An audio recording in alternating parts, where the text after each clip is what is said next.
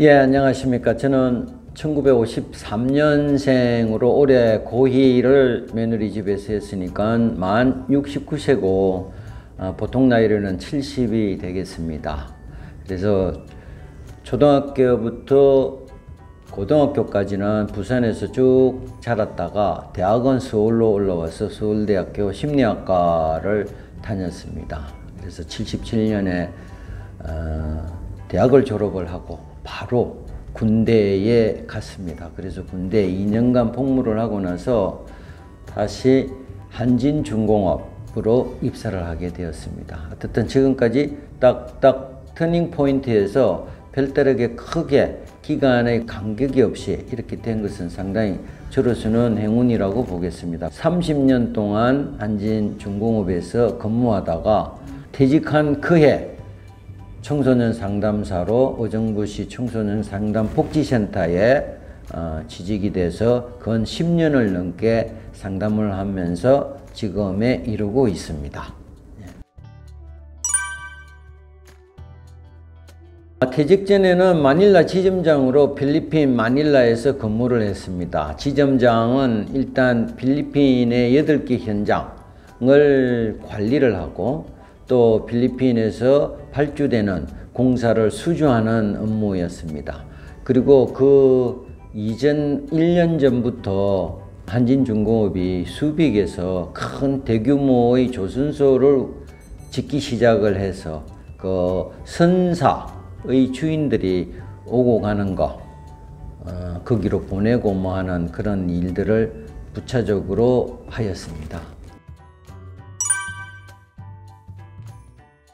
예, 사우디에 근무를 하러 나가면서 우선 국제항공기를 처음 타봤습니다. 그래서 제다공항에 내리니까 그 47도의 열기가 바지가랑이를 확 타고 올라오는 것이 정말 깜짝 놀랐습니다. 그리고 가는 길에 픽업하고 온 사람이 에비앙을 사들고 들어왔어요. 그래서 어떻게 여기서는 물을 사 먹습니까? 그러니까 그 사람이 하는 말이 사우디에서는 물값이 기름값보다 비싸네. 이렇게 해서 저도 이제 깜짝 놀랐습니다. 제가 근무를 사우디 현장에서 한 2년 정도 하면서 거기 도착해서 숙소를 배정받고 일주일 만에 제가 가지고 간 네일 10벌을 다 세탁을 해서 늘어놨는데 갑자기 모래 폭풍이 들이닥쳤어요. 그래서 우리 영화 미래 같은 데 이렇게 보면은 땅과 하늘이 맞닿아서 모래 폭풍이 불지 않습니까? 그래서 내일을 전부 다 잊어버렸어요. 그래서 와이프한테 다시 내일을 좀 보내라고 해가지고 겨우 그냥 내일을 다시 입는 그런 상황이 생겼습니다. 근데 사우디는 정말 47, 8도의 고열의 어떤 사막지대지만은 그래도 사우디는 참 좋은 데가 많습니다. 제가 처음 가서 오렌지라는 걸 처음 먹어봤고요. 또 뭐 비행기도 처음 탔습니다만은 걔들은 비늘 없는 물고기는 안 먹어요. 그러면은 낙지라든지 이런 것들이 일단 막 버려요. 그러면은 그것을 식당에 가져가면은 낙지 볶음도 할 수도 있고요. 또 홍해는 조개가 지천이고요. 고기들이 일단 열대고기라서 그러는지 철근을 쪽 뾰족하게 철공소에서 만들어서 그냥 찍으면 잡힐 정도로 고기가 많이 있었습니다. 그리고 그 비싼 티본 스테이크도 매주 금요일 날 또 해변가에서 이렇게 먹고, 그러니까 사우디는 고생을 많이 했지만은 저로서는 상당히 신기한 그런 경험을 많이 한 장소라고 할 수가 있겠습니다. 일단 저희들은 해외 업무라고 그러고 이제 공식적으로 얘기하면 코디네이터예요. 그래서 사우디에서 발주되는 공사는 이제 발주처가 있고 저희 같은 회사는 이제 시공사가 되죠. 그럼 발주처와 시공사 사이에는 감독관이라는 게 있습니다. 컨설턴트라고. 그 컨설턴트가 이제 독일 회사인데 일단 제가 코디네이션을 하는 게 공정회의에 참석하고 그 사람들이 하는 얘기를 그대로 기록해서 직원들한테 한국말로 이렇게 전달을 해주고 일단 통역 업무죠. 또 공사를 진행하다 보면은 단계마다 인스펙션이라는 게 있습니다.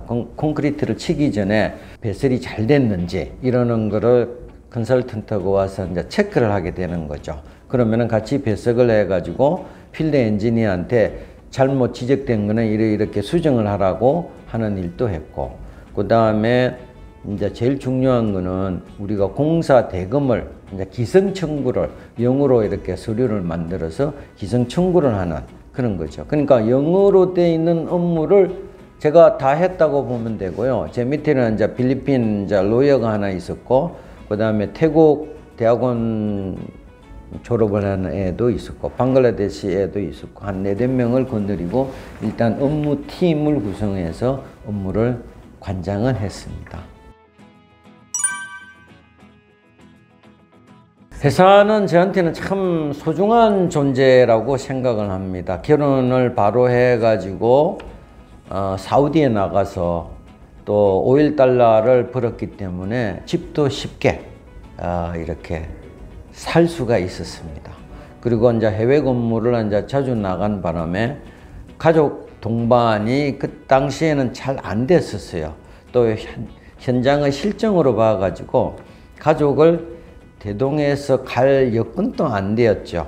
공사 이제 프로젝트가 끝나면은 2~3년 만에 끝나면은 다시 돌아와야 되는 상황이기 때문에 그 대신에 이제 제가 사우디에서는 부르지는 못했지만은 암스테르담이라든지 필리핀이라든지 이런 데 근무할 때는 와이프를 휴가 기간에 들어오라고 그래가지고 그쪽 지역, 현지에서 일단 휴가를 보내던 그런 것이 상당히 도움이 많이 되고, 또 88년도에 벌써 유럽 여행을 아내와 같이 했다는 것은 회사의 어떤 덕을 많이 보았지 않느냐. 그래서 30년 넘게 뭐 상하 간에 전 특별한 갈등이 없었고, 그 다음에 진급도 남보다 상당히 이제 빨리 됐었어요. 회장님 눈에 들어서 빨리 올라갔지만은 결국 그것이 나중에 회사를 퇴직하는데 또 한 원인을 제공한 것도 사실이기는 합니다.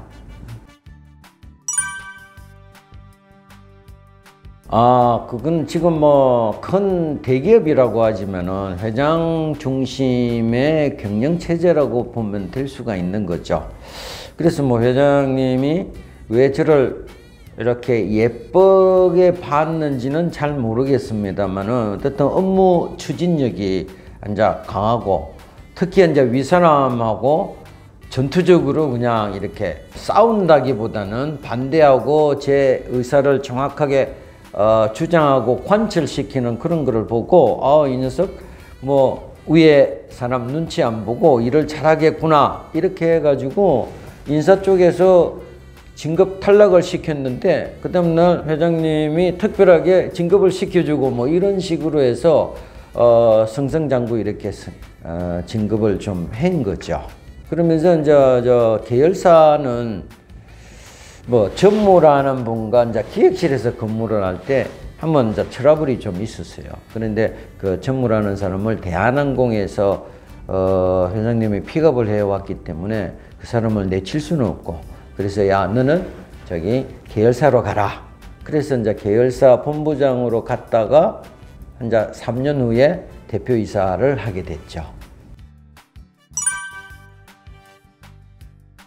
근데 뭐 국내에서는 정말 스트레스를 많이 받는 일이었지만은 주로 이제 저는 해외 근무를 30년 중에서 한 3~4년을 해외 근무를 했었어요. 그래서 이제 해외 근무를 하다 보니까 주로 기억에 지금 남는 거는 해외 생활을 한 것밖에는 없습니다. 그래서 특히 이제 사우디 같은 때는 비행기도 처음 타보고 오렌지도 먹고 티본 스테이크도 먹고 좋은 뭐 고생은 했지만은 그 나름대로의 경험을 많이 했고요.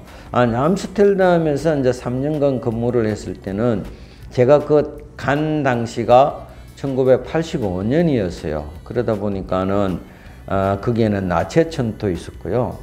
또 목욕탕이 혼탕인 데가 있었어요. 그래서 남녀 구분을 특별하게 이렇게 하는 게 아니라 가지고 저로서는 새로운 또 경험이었죠. 그런 데도 한번 가보기도 하고 5월 달에는 공원 같은 데 가면은 거의 전나로 해가지고 여성들이 일광욕을 즐겨요. 왜냐하면 북위 한 55도 되는 그 상황이다 보니까 겨울철에는 계속 흐리고 비가 오고 10시에 해가 떠가지고 오후 4시 되면 해가 지는 그런 상황이기 때문에 봄철에 많은 사람들이 일광욕을 즐겨요. 저희들이 이제 선글라스를 끼고 안 들키게 이렇게 구경하는 그런 것도 이제 좀 기억이 납니다. 그리고 제가 휴가를 가는 대신에 와이프를 제 왕복 항공료를 이용을 해가지고 현지에서 이렇게 유럽 여행을 다니고 뭐 이러는 것이 상당히 좋죠. 그 다음에 필리핀 역시 현지에서 와이프가 살기에는 좀 척박한 환경이기 때문에 와이프를 매 6개월마다 그래서 저 루손섬에서 쭉 밑에 민다나오 섬까지 쭉 여행을 한 것도 상당히 저한테는 큰 보탬이고 또 큰 회사의 혜택이라고 이렇게 보겠습니다.